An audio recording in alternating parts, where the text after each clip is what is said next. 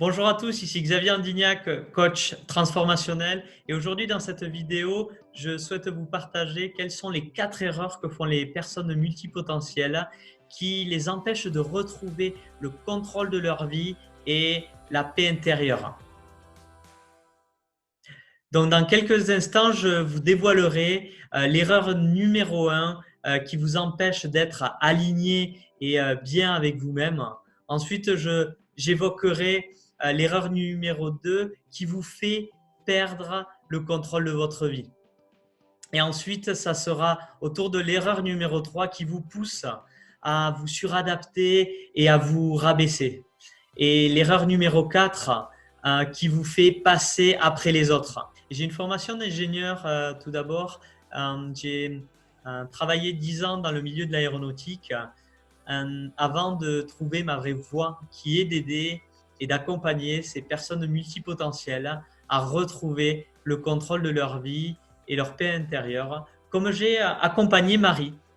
Marie qui est une coach intuitive qui avait des hauts et des bas émotionnels et qui avait des difficultés à gérer ses émotions dans différentes situations. Elle avait des difficultés à s'affirmer et à être vraiment soi euh, dans sa vie personnelle, également dans sa vie professionnelle.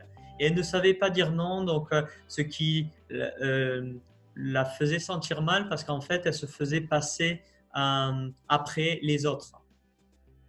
Donc, elle a suivi 5 séances d'accompagnement avec moi. Elle est repartie de ces séances avec une meilleure gestion de ses émotions, quel que soit l'environnement. Elle avait cette capacité de mieux appréhender ses émotions parce qu'elle avait bien compris à quoi en fait servaient ses émotions, comment elle pouvait les utiliser, en quoi elles étaient utiles pour elle. Elle avait repris vraiment cette responsabilité de gérer ses émotions qui venaient à elle et éviter en fait de vivre les montagnes émotionnelles qu'elle vivait auparavant. Elle a également découvert comment s'affirmer pour être soi-même, authentique et vraiment dévoiler qui elle est vraiment. Et elle était à la fin de ces séances vraiment rayonnante et on voyait en fait qu'elle était vraiment elle. Elle avait repris en fait un visage très rayonnant, elle avait une belle énergie très joviale et ça faisait vraiment plaisir à voir. Et également, elle a augmenté considérablement sa confiance en soi. Donc la confiance en soi, on ne peut pas le mesurer, je vous l'avoue, c'est quelque chose qui n'est pas mesurable, mais en fait, Marie l'a vraiment vu parce que elle s'est retrouvée légitime dans son travail.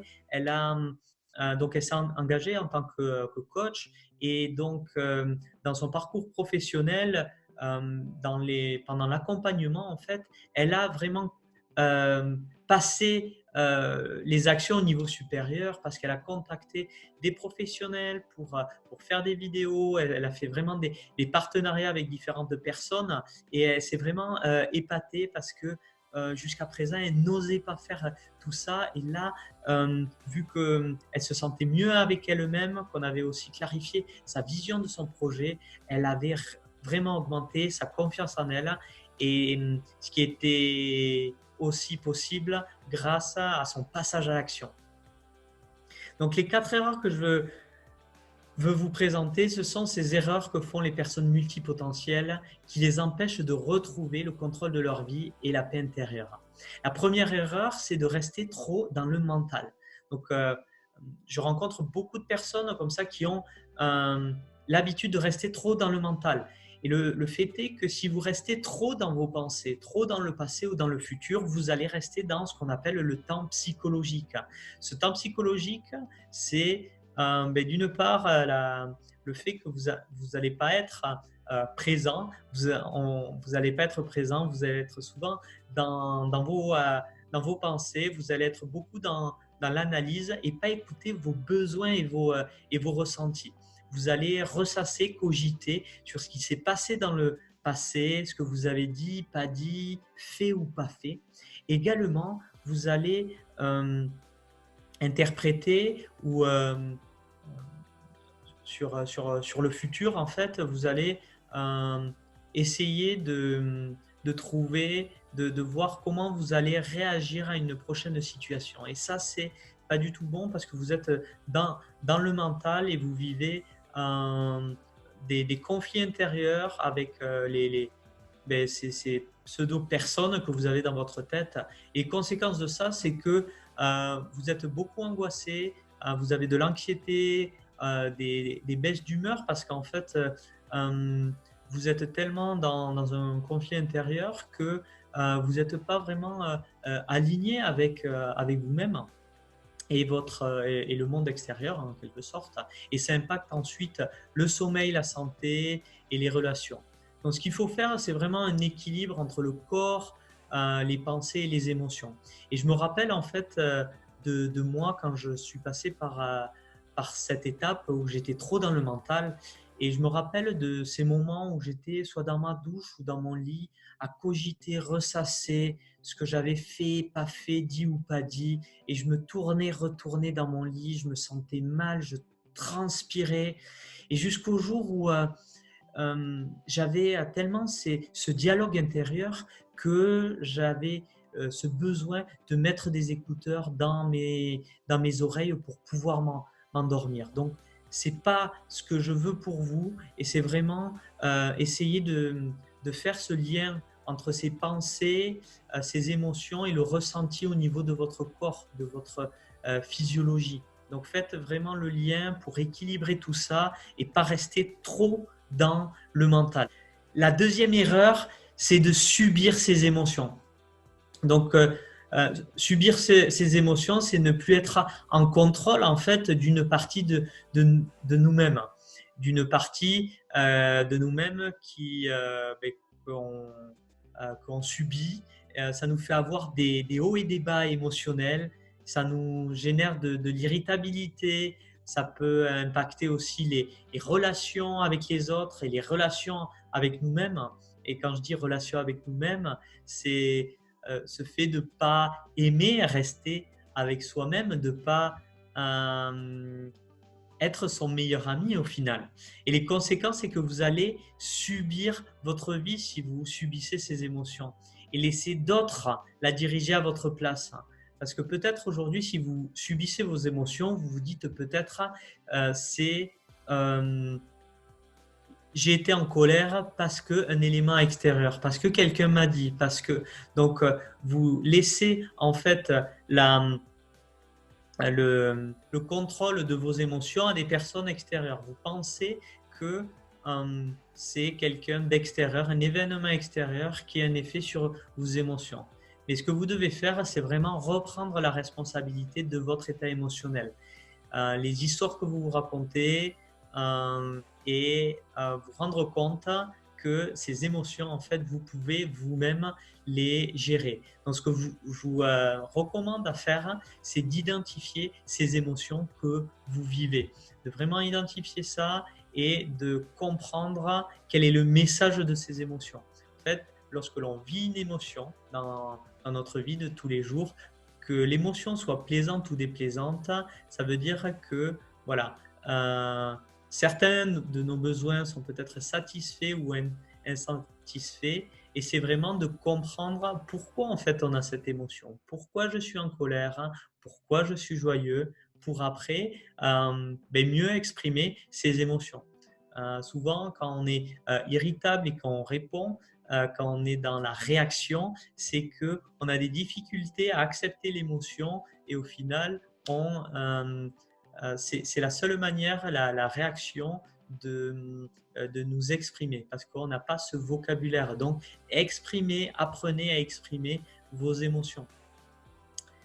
Et ensuite, c'est l'étape d'estomper vos émotions. Si c'est des émotions qui sont désagréables, on dit négatives, mais c'est entre parenthèses, vous devez apprendre des stratégies pour estomper ces émotions, pour voir en fait cette émotion monter en vous et pour pas avoir cette réaction que vous ne voulez pas avoir et impacter au final votre journée.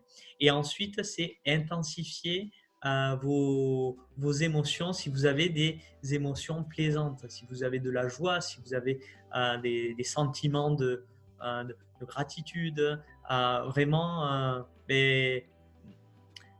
mettez en évidence ce qui peut en fait intensifier ces émotions, ces sentiments, parce que c'est vraiment bon de savoir qu'est-ce qui nous génère ces émotions pour les avoir plus souvent.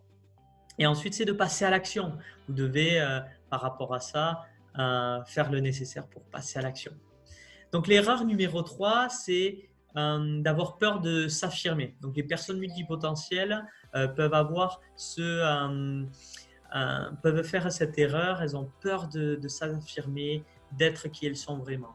Et l'impact de ça, c'est que vous suradaptez et vous rabaissez peut-être au niveau de votre interlocuteur. Donc, ces personnes qui ont peur de s'affirmer sont souvent des personnes qui sont empathiques. Et le fait qu'elles ressentent en fait les émotions des autres, elles ont tendance à se rabaisser, se suradapter pour mettre l'autre dans un certain confort et pas le mettre mal à l'aise. Mais les conséquences, c'est que vous vous sentez de plus en plus en décalage parce que vous ne vous affirmez pas, vous n'êtes pas vraiment la personne authentique que vous devez être. Et au fur et à mesure, vous entretenez, vous développez ce mal-être en vous. Et donc, vous devez vraiment oser être vous-même, vous affirmer, vous exprimer, de ne pas avoir cette appréhension du jugement des autres. En fait, par rapport à ça, je voulais vous raconter l'histoire du père de l'enfant et de l'âne. Donc, c'est un enfant qui va voir son père un jour et qui lui demande, dis papa, euh, comment on fait pour être heureux? Et le papa qui regarde l'enfant, il lui dit, mais il est interloqué et il ne sait pas lui répondre. Il lui dit, ben, si tu veux, demain, je vais te montrer comment on fait pour être heureux. Donc le lendemain, ils partent tous les deux avec l'âne et donc ils montent son fils sur l'âne et ils vont en ville. Donc ils vont en ville et à l'entrée de la ville, donc des villageois sont là à attendre et ces villageois commencent à se moquer de l'enfant en disant oh quel fils indigne de laisser son vieux père qui son vieux père marchait à côté de cet âne. Donc, le père et l'enfant rentrent le soir à la maison et le lendemain, ils repartent. Et cette fois-ci, c'est le père qui monte sur l'âne et l'enfant qui est par terre à marcher. Et ils revont en ville et au détour d'une rue dans cette ville, c'est autour de plusieurs villageois qui disent au père ah, vous êtes un père vraiment indigne, vous laissez votre jeune petit-fils marcher alors que vous pourriez le faire remonter sur l'âne. Le troisième jour, ils reviennent en ville et cette fois-ci, ils sont tous les deux sur l'âne. Et là, ils se font huer parce que les villageois disent mais vous êtes complètement fou, ce pauvre âne. Regardez, il est complètement fatigué. Vous n'avez pas honte de monter dessus. Et le quatrième jour, finalement, le père lui dit au fils, ben, tu vas voir, on va changer de stratégie. Et ils repartent en ville en ayant attaché l'âne sur une barre en bois, donc par les pattes. Donc l'âne est retourné. Et donc, ils revont une dernière fois en ville et là, à nouveau, c'est les villageois qui le voient et qui esclaffent de rire et qui disent mais ils sont complètement fous, ceux-là, ils ont un âne et en fait, ils le portent. C'est pas l'âne qui porte le père et l'enfant, c'est le père et l'enfant qui portent l'âne. Ils sont complètement fous, ceux-là. Et le soir venu, le père va voir son fils qui est dans sa chambre et lui dit tu vois mon fils, toi, si tu veux être heureux, peu importe ce que tu fais, il y aura toujours quelqu'un pour critiquer. Donc fais ce que tu aimes et tu seras heureux. Et moi, je vais vous dire la même chose. Si vous voulez être heureux, soyez vous-même.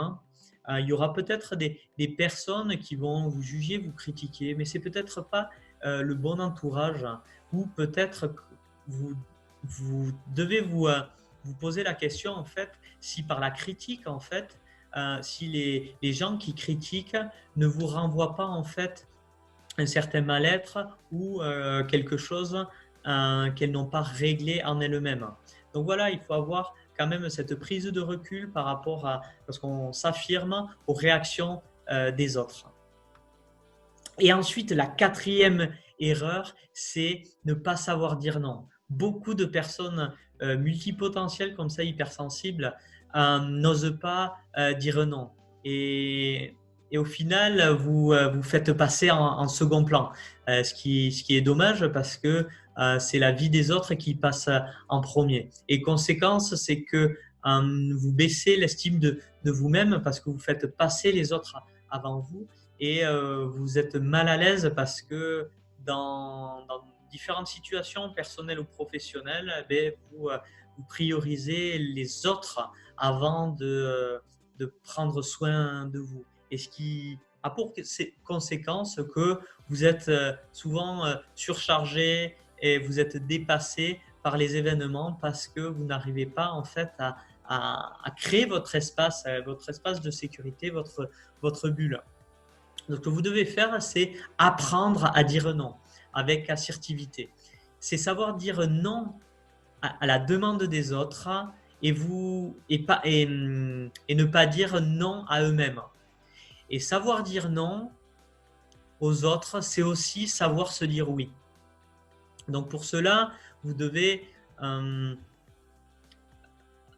avoir cette capacité à savoir vous exprimer de manière assertive, constructive, en ayant une position, comme j'appelle, une position d'adulte. C'est de ne pas être dans l'émotion, de décrire les faits, de décrire ce qui se passe. Lorsque vous voulez dire non à quelqu'un, il faut vraiment parler des faits. Tu vois, je suis surchargé, donc aujourd'hui, je ne peux pas t'aider là-dessus. Ce que je te propose, c'est qu'on va le faire comme ça, je te le ferai demain ou je vais te proposer peut-être d'aller voir un tel et un tel. Donc, c'est vraiment savoir s'exprimer, dire clairement pourquoi on ne peut pas le faire, assumer en fait le choix de dire non parce que ce que vous avez tendance parfois, c'est vous pensez que quand vous dites non à l'autre, vous dites non à la personne et comme vous êtes empathique, vous ne voulez pas blesser. Mais travaillez votre façon de vous exprimer pour vraiment dire non, non aux demandes, aux requêtes et pas non à la personne. Donc aujourd'hui, mon expertise, c'est d'accompagner les personnes multipotentielles qui ne se sentent pas à leur place dans ce monde et qui prennent les choses à cœur, à retrouver le contrôle de leur vie et la paix intérieure. Donc les personnes multipotentielles, ce sont ces personnes qui ont une pensée en arborescence. Ce sont ces personnes qui ont différents types d'hypersensibilité, hypersensibilité sensorielle, émotionnelle, une empathie assez élevée, mais des fois, ces personnes ne le voient pas encore. C'est des personnes qui ont besoin d'avoir du sens dans ce qu'elles font. Elles ont vraiment besoin d'avoir du sens pour faire les choses, pour être engagées. Elles ont besoin de comprendre. Elles sont aussi très curieuses et elles ont ce besoin d'apprendre, de travailler sur de multiples elles ont de multiples intérêts, mais travailler sur de multiples projets. Et c'est ça qui les anime de travailler sur différents projets et de lier en fait de faire un mix entre les projets et de créer de nouvelles choses. Ce sont des personnes qui aiment aider les autres également et qui aiment contribuer à impacter positivement le monde. Donc, c'est des personnes qui n'ont pas de stratégie pour se sentir alignées et mieux avec elles-mêmes. Elles ont des difficultés à gérer leurs émotions et reprendre le contrôle de leur vie pour se sentir à leur place. Elles ont des limitations, des croyances qui les empêchent vraiment d'être elles-mêmes. Et donc, l'objectif de l'accompagnement que je propose, c'est d'avoir en fait, de lever tous les blocages qui te limitent, de briser les croyances limitantes qui t'empêchent de révéler ton potentiel, de développer également et implémenter des stratégies qui te correspondent et qui sont alignées à vraiment qui tu es avec tes valeurs. Et ce qui te permettra donc, ce que je propose, c'est un accompagnement pour lever toutes les croyances, les blocages qui te limitent et qui t'empêchent de révéler ton potentiel. Et c'est également cet accompagnement, il va permettre de développer, implémenter des stratégies qui vous correspondent et qui sont alignées avec qui vous êtes, avec vos valeurs, pour vraiment que vous puissiez être aligné avec vous-même, que vous puissiez reprendre le contrôle de votre vie, être le pilote de votre vie, reprendre le contrôle de vos émotions, pour avoir également une meilleure estime de vous-même, une confiance en vous, de vous affirmer pour qui vous êtes vraiment avec authenticité et enfin pouvoir vous connecter soit avec des personnes ou des groupes parce que selon les personnes en fait il y a des gens qui ont des difficultés clairement de se connecter aux personnes, d'autres c'est plus dans des groupes. Donc voilà, là, c'est le but de l'accompagnement.